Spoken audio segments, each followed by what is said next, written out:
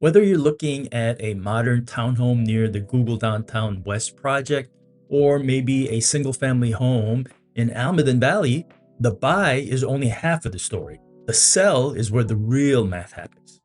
In the San Jose metro area, where entry level prices often start at $1 million, making a logical choice today prevents a financial headache 10 years down the road. When you're out house hunting, it's pretty easy to fall in love with the gourmet kitchen or the freshly painted exterior. We call this emotional buying. You see the shiny new appliances and you're already picturing where the Christmas tree is going to go. But as a realtor who spent over 20 years navigating the Silicon Valley marketplace, my job is to help you justify that emotion with cold, hard logic. Silicon Valley is a unique beast. We have some of the highest property values in the country, driven by tech growth and high earning professionals. But that also means that our buyers are incredibly savvy. They aren't just looking for a place to sleep, they're looking at their home as a primary piece of their investment portfolio right alongside their RSUs and 401ks. If a house has flaws that limit the number of people who would want to buy it, that's called a diminishing buyer pool. In a market as expensive as Santa Clara County, you want the largest buyer pool as possible to ensure that your home appreciates at the highest possible rate. Hi, I'm Steve Moon with the Steve Moon Group. I've seen homeowners struggle to move their properties simply because they overlooked things that seemed minor at the time of their purchase. And today, I'm going to walk you through the features that can actually hurt your resale value and exactly why they matter in our local economy. The first thing that many buyers underestimate is the impact of the home's physical location relative to infrastructure. In the San Jose metro area, we're crisscrossed by major freeways like the 101, the 280, the 880, and 680. A home might look like a steal because it's priced, let's say, $100,000 below the neighborhood average. But then you step into the backyard and realize that it's backed right up against the sound wall or maybe a Caltrain track. So you might tell yourself, I'll get used to the noise, or I'll just keep all the windows closed. And you probably will. But when you go to sell, a huge chunk of the market, especially families with young children or maybe remote tech workers who need a quiet home office, they're going to cross your house off their list even before they pull into the driveway. Fewer showings lead to longer days on market, which in Silicon Valley usually leads to stale listings, and stale listings lead to lowball offers. We live in an area where land is the most expensive component of a property. Builders know this, and so they often maximize profit by building tall and skinny 3-story homes on a tiny lot in a rezoned commercial district. So while a low maintenance yard sounds great when you're a busy professional working 60 to 80 hours a week at a nearby tech campus, most buyers eventually want usable outdoor space. And if your lot is so small that you can't fit a grill to barbecue and a small lot enough for a dog or a child, you're limiting your future audience. In San Jose, a larger lot isn't just about grass, it's about potential for an ADU or an expansion. And if your lot is too small to allow for growth, you've already capped the property's upside potential, while the homes with larger lot sizes will continue to grow in future potential value. Okay, this is one of my biggest pet peeves. Solar is huge in California, especially with our high utility rates. And if you live in a city like Santa Clara, you might enjoy a lower municipal rate. But most of us are dealing with PG&E, making solar very attractive. However, there is a massive difference between owned solar and leased solar. Owned solar, this is a value add because it's an asset that conveys with the home.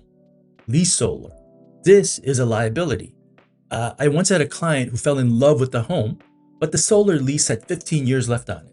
The monthly lease payment alone was almost as high as a regular electricity bill, and they were also locked into a higher rate that they had negotiated 5 years earlier with 15 years to go. So the buyer also not only had to qualify separately with the solar company just to take over the contract.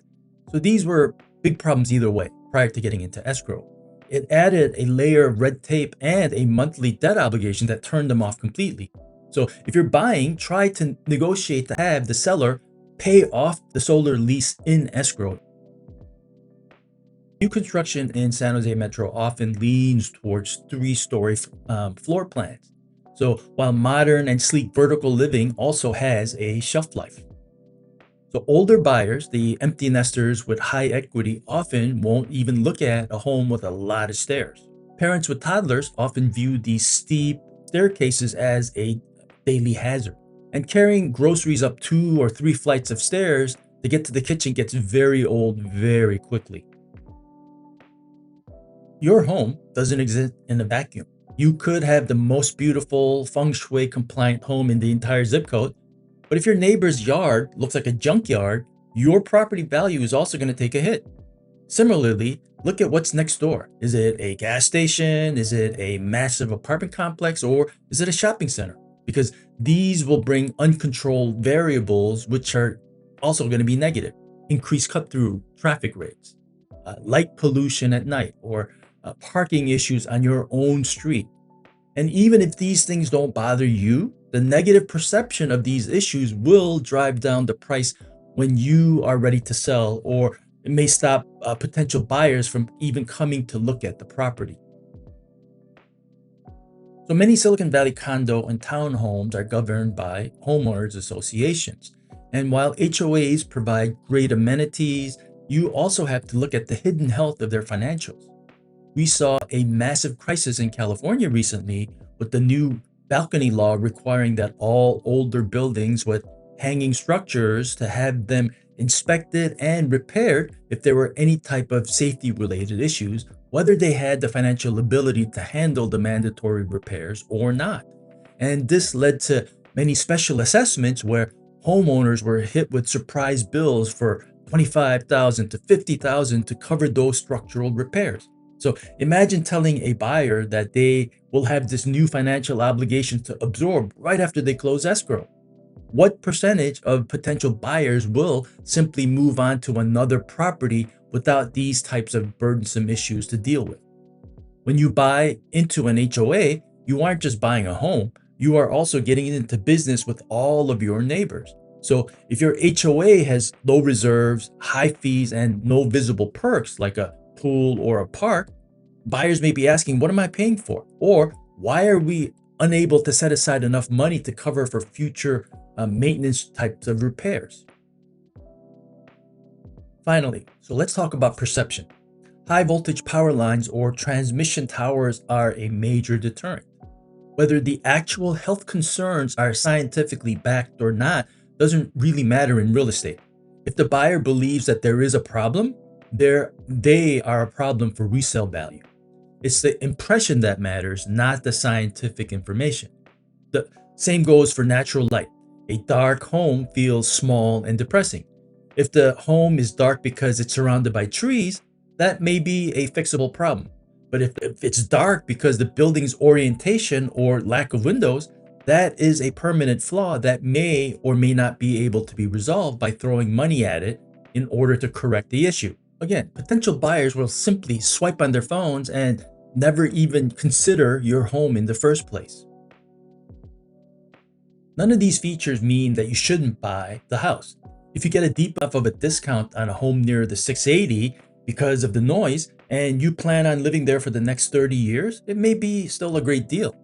But if you're looking for that stepping stone home that you plan to sell in maybe 5 to 7 years, then you need to think like a future seller. The easier a home is to fall in love with, the more money will stay in your pocket when you're ready to sell and move on. So don't forget the simple truth. If you got a deal to buy it, then you will have to give a deal to sell it later. If you have questions about a specific neighborhood in San Jose or want to know how a property that you're looking at stacks up, reach out. We're here to help you make the logical choices. Thanks for watching, and I hope to see you in the next video.